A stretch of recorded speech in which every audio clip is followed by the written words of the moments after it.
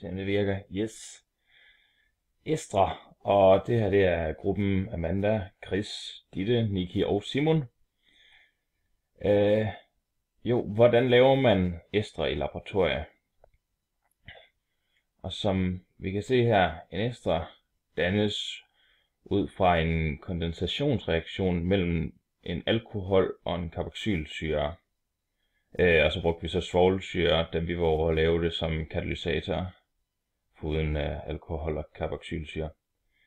Denne reaktion sker ved at blande en alkohol og en carboxylsyre, som hver har en hydroxygruppe minus OH, som reagerer og går sammen ved at danne en ester og vand, hvilket er H2.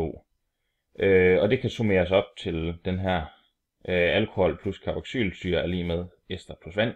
Og for at visualisere det lidt, så har man reagensglas med syre, altså carboxylsyre og alkohol, hvilket bliver til ester og vand ned i der hvor det bliver blandet. Hvordan navngiver man, eller hvordan navngives estre? Der er to måder. En ester navngives efter de to forbindelser af alkohol og carboxylsyre,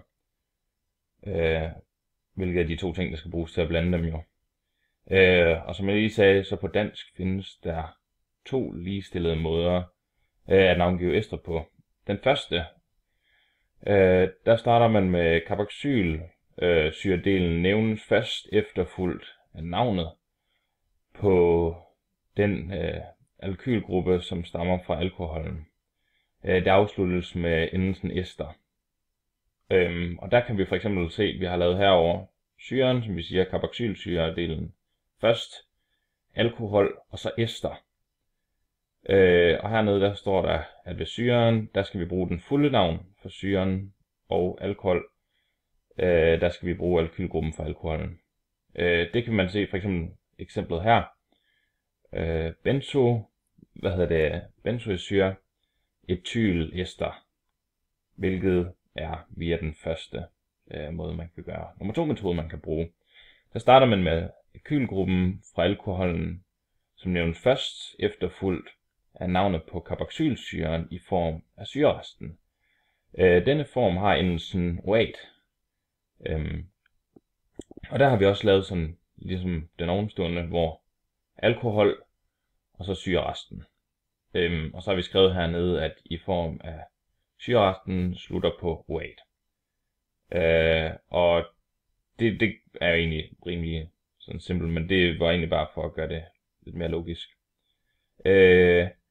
Og så alkohol, det er kylgruppen på alkoholen, ligesom vi skrev herover. Og det kommer så til den samme, som vi brugte heroppe, den kommer til at hedde etylbenzoat. Og så navn på de fremstillede estre, 1 ud af 2. Det er så dem, vi lavede derovre, hvor vi lavede de her 8 stykker. Den første, det var, metansyre, etylester eller etylmetanoat, hvilket lugtede lidt af mandler, meget stærkt. Nummer 2 her, det var butansyre, pentanyl, eller også via nummer 2, pentanyl, butanoat, hvilket lugtede af fersken. Så havde vi en hernede, hvor den hed den første gruppe, det er så nummer 2 gruppen, når den slutter på at jo, hvilket er benzylpropanoat, eller propansyre benzylester, hvilket lugtede meget rom eller spiritus. Så er vi en her, hvor jeg kan se, at vi har lavet OA-gruppen, eller OA-formen, hvor det er isopropylpentanoat. Og den lugtede af bær. Det var lidt svært at sætte på hvilken slags bær, men den lugtede lidt af bær. Så har vi her, hvor den var etansyre butanylester. Eller butanyl etanoat, hvilket lugtede af nejlak, hvilket igen er også en spiritus-agtig lugt. Så har vi metansyre syre pentanyl-ester, hvilket er den første måde at navngive den på. Eller pentanyl metanoat. Og det lugtede af marcipan, hvilket vi alle var ret enige om. Etansyre benzylester, hvilket er navngivningsmetode nummer 1. Og benzyl etanoat. Og det lugtede af pære, og det havde vi egentlig svært ved at navngive, eller at sætte lugt på, men det var Christines, eller dig, som hjalp os.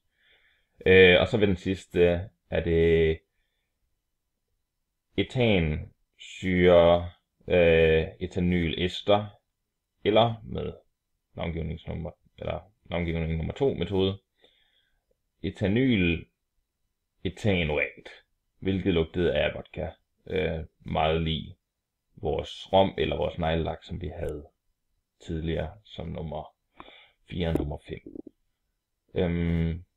Jo, og jeg tror, det var det. Jeg håber, du nød den sammen med alle de andre fremlæggelser, du har modtaget online.